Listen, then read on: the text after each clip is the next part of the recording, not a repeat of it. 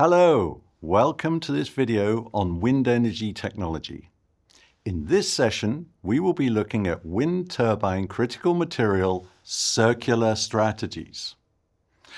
We will use the 9R circular ladder to help identify strategies which could help address critical materials challenges. As we did before, we will look especially at magnets in the generator. In a previous session, you will have seen the 5R ladder. Here you see this expanded to the 9R ladder.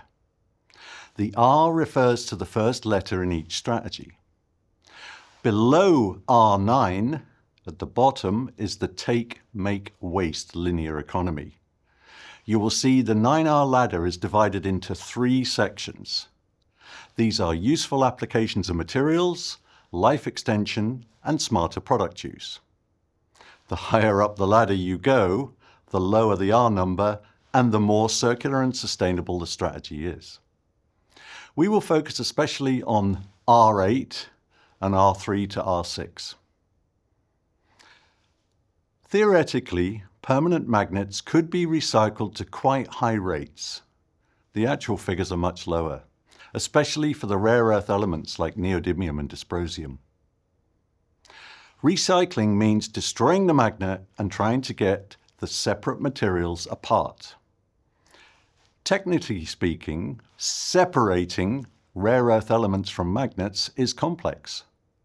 In financial terms, the recycling business case is difficult to make work, especially when compared to primary mined material.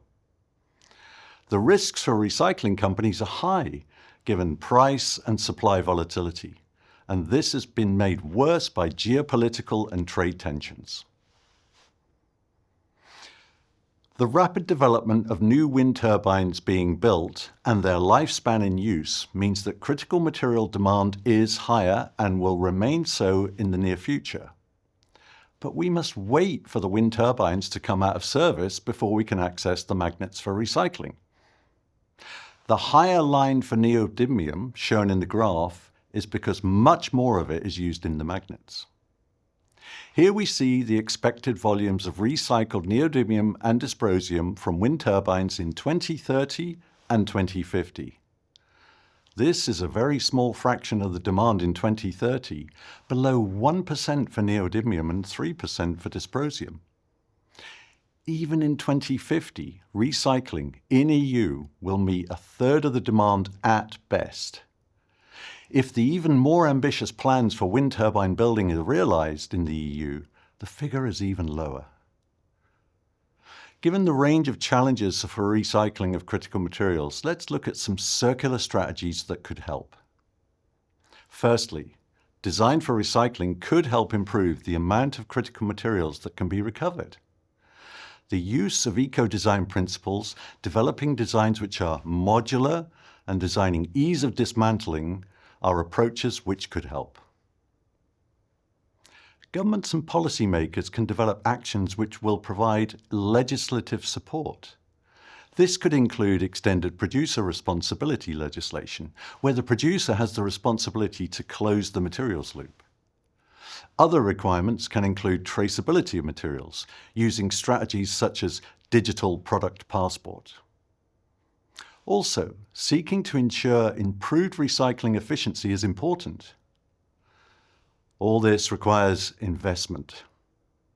Investment in recycling technologies from both public and private capital is essential. Ensuring money flows to support emerging technologies for blade and magnet recycling is critical. Governments can take action on non-price criteria, in what a government buys, for example. Public procurement policies could include requirements on circularity. Enhanced collaboration is crucial. Stakeholders such as manufacturers, policymakers, and researchers need to work together.